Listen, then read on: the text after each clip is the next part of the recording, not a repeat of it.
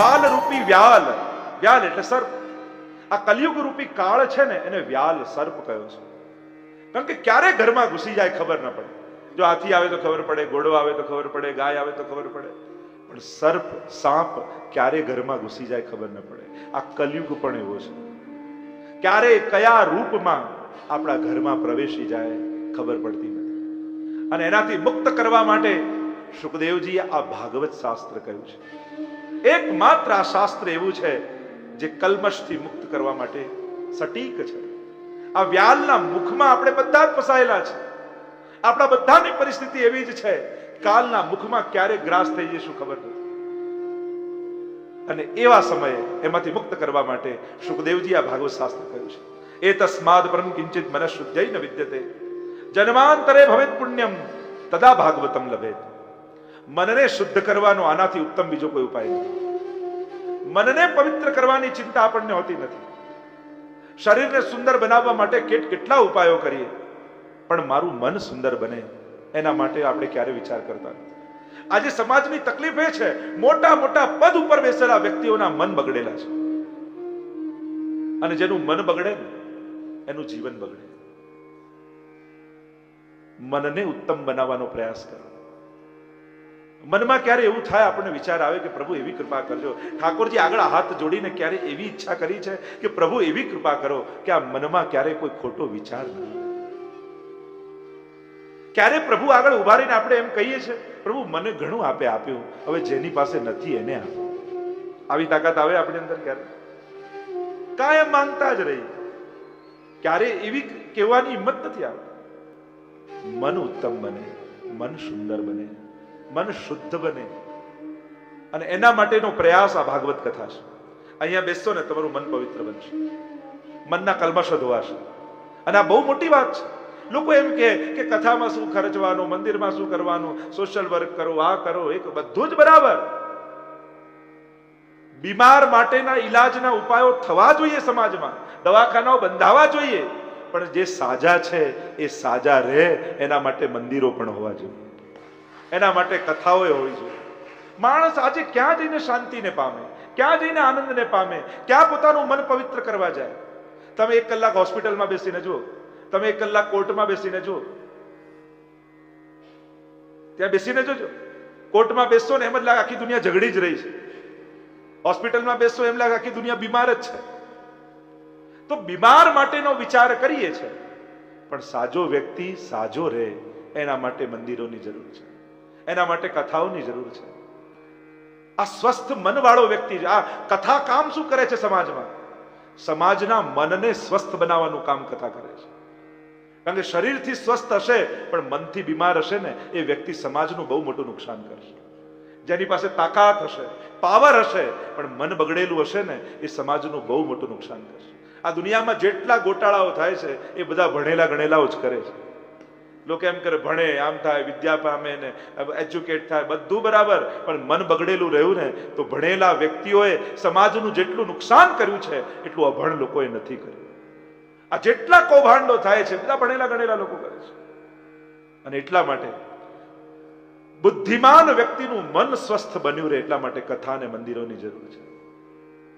જેમ આપણે સમાજનો સર્વાંગી વિકાસ થવો જોઈએ. આપણે એમ કહીએ લોકોને રહેવાના ઘરે નથી છતાં સ્પોર્ટ્સના મેદાનો બાંધે છે, કરોડોના ખર્ચે સ્પોર્ટ્સના મેદાન બંધાય, પણ ત્યારે આપણને ક્યારે પ્રશ્ન નથી આવતો કેમ પૈસા બગાડો છો?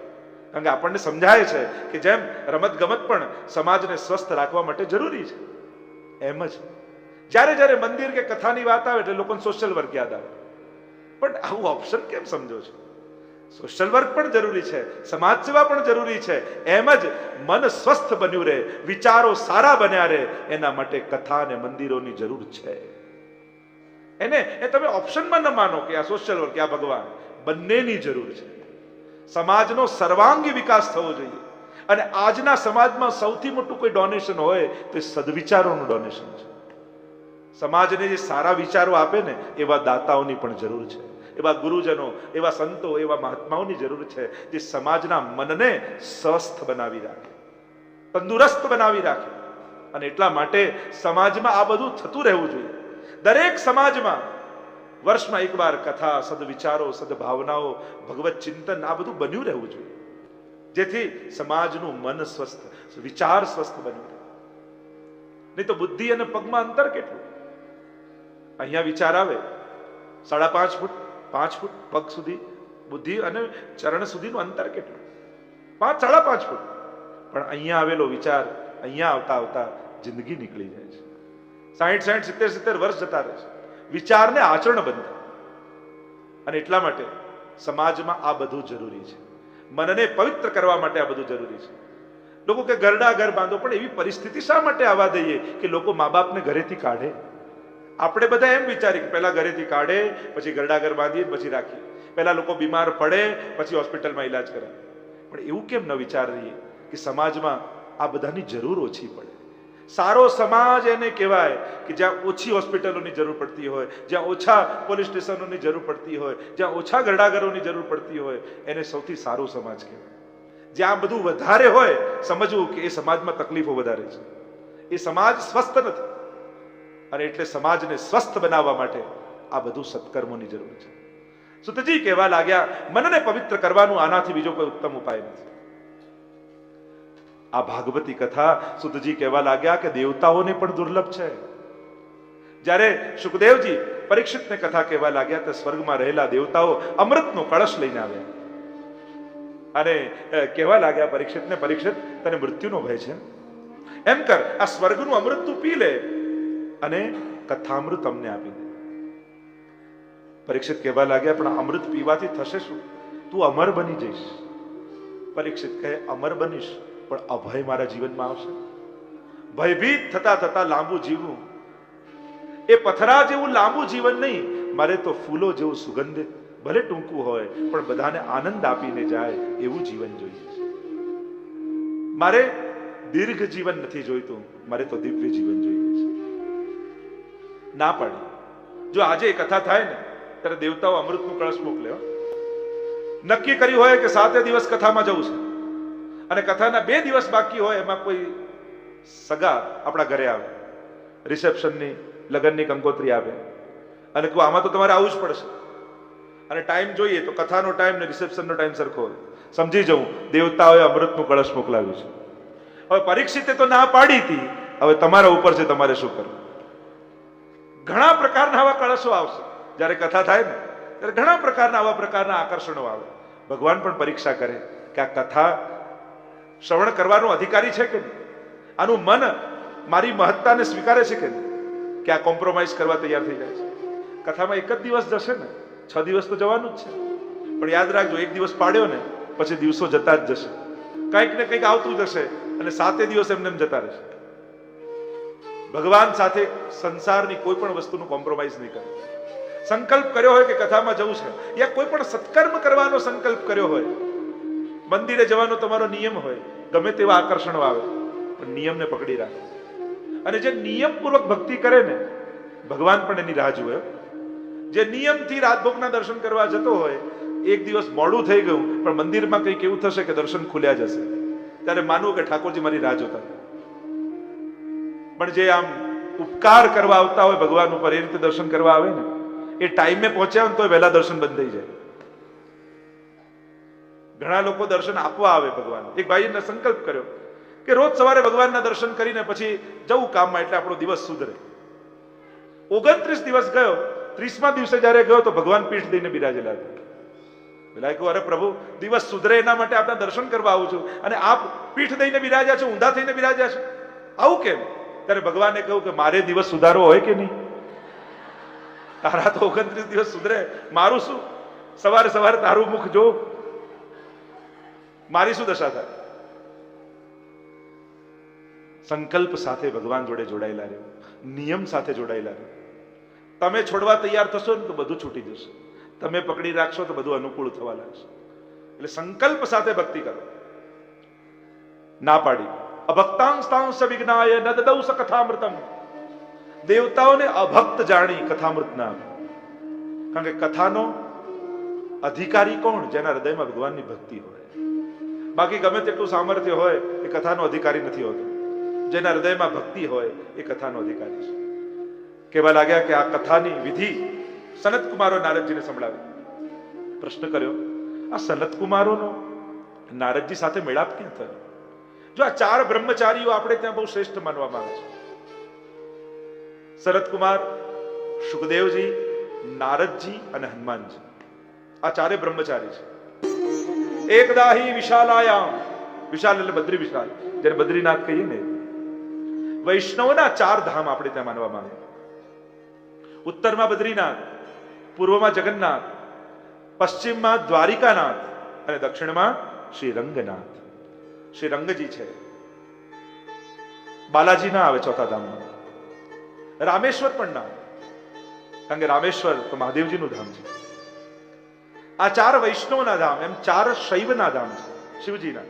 ઉપર જેમ કેદારનાથ, આમ પૂર્વમાં ભુવનેશ્વર, અહીંયા સોમનાથ અને દક્ષિણમાં રામેશ્વર. ચાર શૈવના ધામ, શિવજીના ધામ, ચાર વિષ્ણુના ધામ. બદ્રી વિશાલમાં ભેગા થયા સત્સંગ કરવા માટે. એટલે સત્સંગ પણ સ્થાનની મહત્તા રાખે છે. કયા સ્થાનમાં સત્સંગ કરીએ છીએ. સનતકુમાર, ચાર આ બ્રહ્માજીના માનસ પુત્રો છે. સનક, સનંદન, સનત, સનતકુમાર. 12 વર્ષની આયુના જ રહે છે આ સનતકુમારો છે ને, ચાર છે. અને એવા નિર્દોષ બાળક જેવા આ સનતકુમારો છે. માણસ મોટો થાય પણ અંદરનું બાળક મરવા નહીં દેવું. बच्चों के नन्हे हाथों को चांद सितारे छूने दो, 4 किताबें पढ़कर ये भी हम जैसे हो जाएंगे. આ માણસને ભણતર છે ને ગરડો કરી નાખે ઘણી વાર. બહુ જાણું, મને બધી ખબર ને હું જાણું છું ને હું આમ ભણેલો. માણસ ગરડો બની જાય. નાનું એક બાળક અંદર જીવવા દે. આ સનતકુમારોની ભક્તિ એમને સદાય બાળક બનાવીને રાખે છે. સંતની બુદ્ધિ વૃદ્ધ જેવી અને એનું મન બાળક જેવું નિર્દોષ હોય. સહજતા એના જીવનમાં હોય. બાળકના માથે ભાર ન હોય. એમ ભગવદી, વૈષ્ણવ, સંત એના માથે ભાર ન હોય. બાળક કેવું નિશ્ચિંત હોય ને, તો મા બાપ છે ને, એમ વૈષ્ણવને પણ હોય, પ્રભુ છે ને માથે. મનમાં રહેલું એ બાલિશતા ન હોવી જોઈએ. બાળક પણ હોય, બંનેમાં ફરક છે. ચાઇલ્ડિશ ન બનવું, ચાઇલ્ડ જીવા દેવું. બાળક જીવતું રહે પણ બાલિશતા મનમાં ના હોય. ઘણા ગરડા થઈને પણ બાલિશતા એના જીવનમાં હોય. આ સનતકુમારો 12 વર્ષના જ રહે છે. સદા એમના મુખમાંથી એક જ નામ નિસરે, હરિ શરણમ, હરિ શરણમ, હરિ શરણમ. અખંડ. જેમ નારદજી નારાયણ નારાયણ નારાયણની ધૂની કરે, હનુમાનજી રામ રામ રામની ધૂની કરે, સુખદેવજી પ્રભુના નામનું સ્મરણ, રાધા નામનું સ્મરણ કર્યા કરે. ચાર બ્રહ્મચારીની વાત કરી. આ ચારે એક નામનું અખંડ જાપ કરે છે. નારદજી નારાયણ નારાયણ નારાયણ નારાયણ, હનુમાનજી રામ રામ રામ રામ, સુખદેવજી રાધા રાધા રાધા રાધા, સનતકુમાર હરિ શરણમ હરિ શરણમ હરિ શરણમ. અખંડ જાપ એમના મુખમાં છે. સત્સંગ માટે જ્યાં પ્રારંભ કરવા જાય એટલામાં એક દ્રશ્ય જોયું. નારદજીને જતા જોયા અને આશ્ચર્ય વાતનું એમના મુખમાં ચિંતા જોઈ. નારદજી જેવા ભગવદી ચિંતન દેખાય મનમાં તો સમજાય, ચિંતા દેખાય સંતના મુખમાં. રોક્યા નારદજી, ઉભા રહો, ક્યાંથી આવી રહ્યા છે, ક્યાં જઈ રહ્યા છે? નારદજીએ પોતાની કથા કહી. બોલ્યા, પૃથ્વીને સર્વોત્તમ જાણી હું યાત્રા કરવા માટે આવ્યો. બધા તીર્થોના નામ ગણાવ્યા નારદજી. બધે ગયો, ક્યાંય મને શાંતિ ન દેખાય. કલયુગે બધાને પોતાના પાશમાં લઈ લીધા છે. અને કલયુગ એટલે ક્લેશ, કળનો યુગ, બળનો યુગ નથી. આ કળનો યુગ છે. આ જૂના સમયમાં બળ વપરાતો. લોટ દળવા માટે 1 કલાક ઘંટી દળે, બળનો પ્રયોગ. અત્યારે ઘરઘંટીની એક સ્વિચ દબાવો, લોટ તૈયાર. પેલા કોઈને મારવો હોય તો આમ આહવાન કરે દેવતાઓનું, બ્રહ્માસ્ત્ર લે, પછી છોડે, ત્યારે જઈને માગે અને મરે. અત્યારે એક ટ્રિગર દબાવો એટલે ખલાસ. પહેલા બધામાં બળ હતું, કળયુગમાં કળ છે અને એટલે વધારે સાવધાનીની જરૂર છે. સાધન ઉત્તમ આવે ને ત્યારે વિવેકની વધારે જરૂર પડે. સામર્થ્ય વધે ને સમાજનું ત્યારે વિવેકની વધારે જરૂર પડે. અત્યારે બધા પાસે બહુ સામર્થ્ય છે અને એટલા માટે વિવેકની વધારે જરૂર પડી છે. સુખ જ્યારે સહેલાઈથી લઈ શકાય એવું બની જાય ને ત્યારે વિવેકની વધારે જરૂર પડતી હોય છે. સુખ સહેલું થાય ત્યારે સાવધાનીની વધારે જરૂર છે, કારણ કે સહેલાઈથી મેળવી શકાય છે અને એટલે પતનની સંભાવના વધી જાય છે. બધે જ ગયો કલયુગના લક્ષણો દેખાયા છે નારદજી. શું દેખાયું? સત્યમ નાસ્તિ તપઃ શૌચમ દયાદાનમ ન વિદ્યતે ઉદરમ ભરીણો જીવા વરાકા કૂટ ભાષણ. સત્યનો નાશ થયો છે. સત્ય શબ્દ નથી, સત્ય એ ભાવના છે. સત્યને કેવલ શબ્દમાં ન બાંધતા. લોકો કે અમે સાચું બોલીએ ને એટલે ખરાબ લાગીએ છે, કડવા લાગીએ છે. સાચી વાત એ છે, આપણને સાચું બોલવાનો આગ્રહ નથી, આપણને બોલવું કડવું છે. સત્યનો તો દુરુપયોગ કરીએ છીએ. જો સત્ય બોલવાનો આગ્રહ હોય તો વખાણ કરવામાં કેમ સાચું સાચું નથી કહી દેતા? ઘણા કે આપણે તો મોઢા પર જ કહી દઈએ, પાછળથી વાત ન કરીએ. એ પણ કઈ સદગુણ નથી, એ પણ કમજોરી જ છે કે આટલી વાત આપણે મનમાં નથી રાખી શકતા. અને જો મોઢા પર જ કહેવાની આદત હોય તો જ્યારે જ્યારે ગુણ જોયા ત્યારે મોઢા પર કયા ના. આપણને તો દોષ કહેવાની આદત છે અને દોષ કહેતા આપણી જાતને સાચી ઠેરવવી છે, એટલે સત્યના નામનો દુરુપયોગ કરીએ છીએ. સત્યનો આગ્રહ નથી હોતો. સત્ય કડવું છે પણ નહીં. વખાણ પણ જો કરતા થઈ જશો, ગુણોનું દર્શન કરતા થઈ જશો, તો તમારા મુખે નિંદા સાંભળવી પણ લોકોને ગમશે. સત્યનો આગ્રહ બને તો નાની નાની વાતમાં તો ખોટું ન બોલીએ.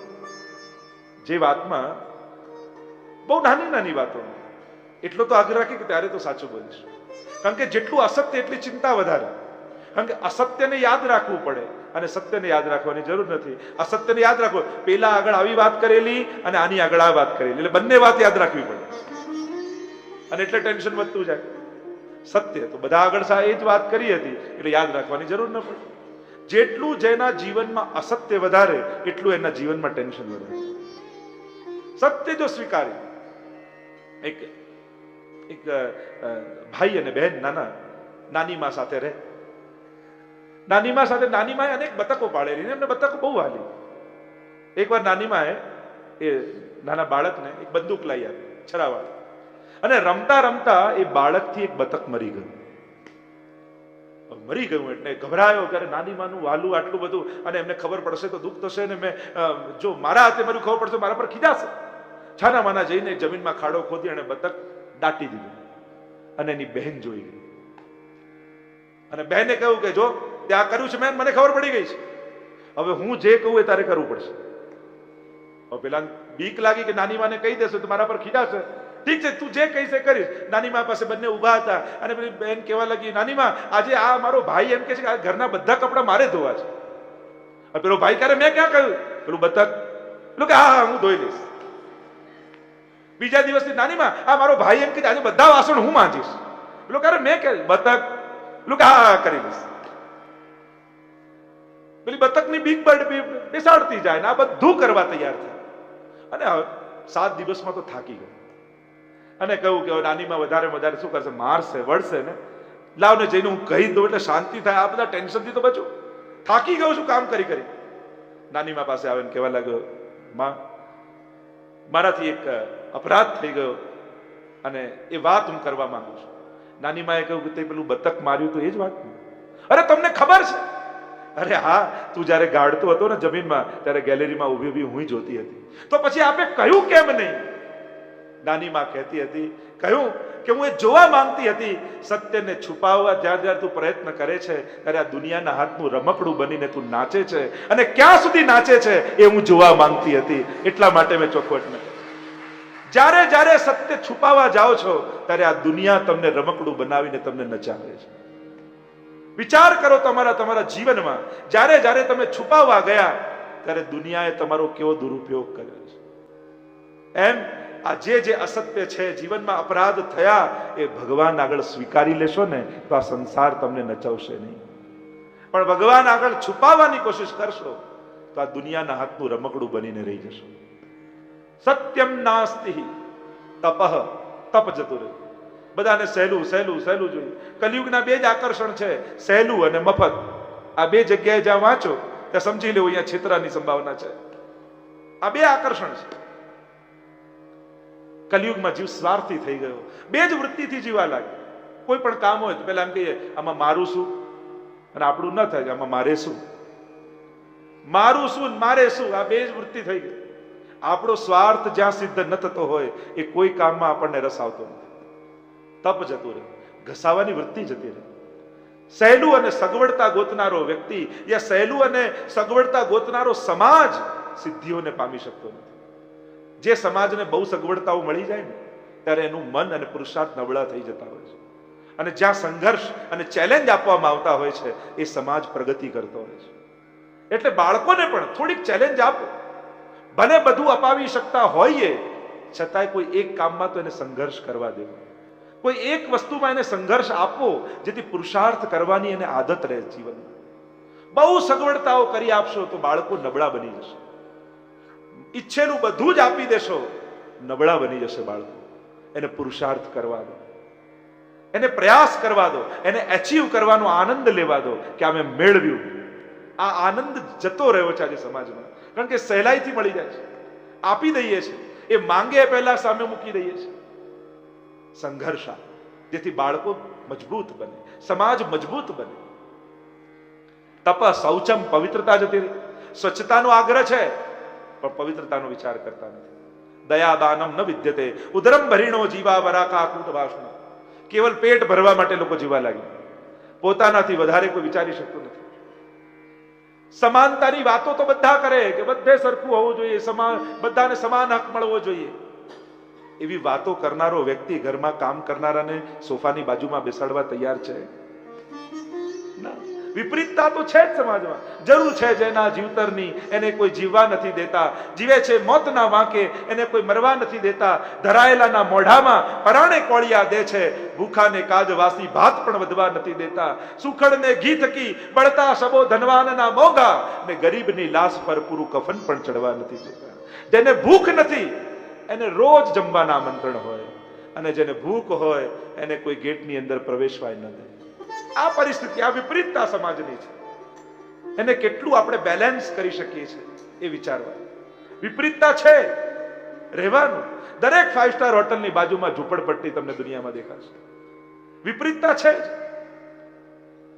માણસ જ એક એવો છે જે પોતાનું કામ કરાવવા માટે કામવાળો રાખે છે. જો દુનિયાની બીજી કોઈ યોની પોતાનું કામ કરવા માટે કામવાળા રાખતી નથી. તમે ક્યારે સાંભળ્યું કે સિંહે 2 શિયાળને રાખ્યા? માણસ જ કેવો છે જે પોતાનું કામ કરાવવા બીજા માણસનો ઉપયોગ કરે છે, અને કદાચ જો ઉપયોગ ન કરે તો આટલું મોટું કામ ન કરી શકે. અનેક પ્રકારની વિવિધતા સમાજમાં છે.